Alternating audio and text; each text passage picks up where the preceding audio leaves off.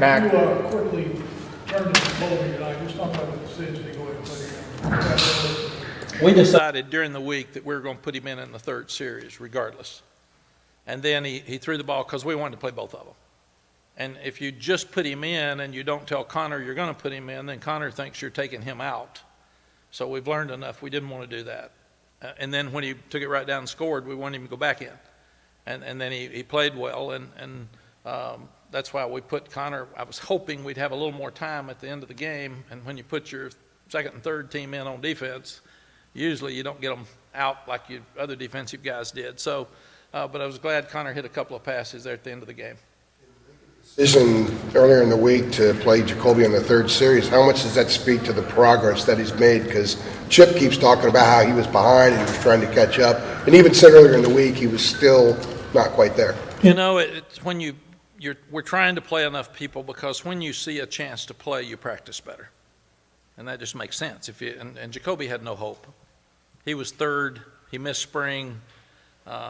He didn't know the offense. So when Max went down, it gave Jacolby a chance, and he's lost 12 pounds. He's worked really, really hard in practice, and we saw a lot of progress. So we're going to give them both a chance, and that way we're going to have two quarterbacks that can play. And if one's struggling, like we did with the four I mentioned when we were here before, we'll just put the hot hand in and leave him in. 12 pounds from when? Like the start of fall camp? I think when he got here. Yeah, he was a little heavy. Obviously, he's getting low second team snaps or third team snaps when he's not going to play.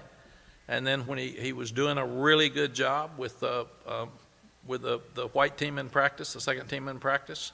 So we felt like, let's give him a chance. He's never played. So we've got two quarterbacks that are very talented, and neither one of them have played a lot of football. How do you determine who starts next week? We'll look at Every play tonight, and it's funny when you and I hear everything on the headsets, and when Chip says, hand the ball off, you know, he should have, and he messed up. So Chip will grade it tonight. We got Clyde Christensen, who's the best out there. He will grade it tonight. And then all the coaches will grade it tonight. I'll grade it separately.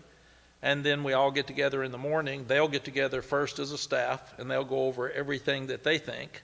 I will write up my thoughts, and then we'll get together tomorrow and look at, not sure what we'll do for practice tomorrow afternoon, but we'll look at what we think we're going to do at Tuesday's practice. Mack, to stay on that, you guys did put Conner back into the game at one point in the third quarter, then put Jacolby back in. Was that a situation a little bit of Max or Conner kind of needed to, play to stay in, so to speak? Like, did you want to leave him in for a little bit longer after that, and just kind of what went into that? We're trying, when we get to the ACC schedule, we want both of them to have played enough that they feel very comfortable going in and playing. And also, sometimes you think you know what they do best in practice. You want to see how they respond in a game. So there's certain things that Conner can do that Jacolby can't, and vice versa. So we've got to really look at that, because that'll make it tougher on defenses when you've got two different quarterbacks.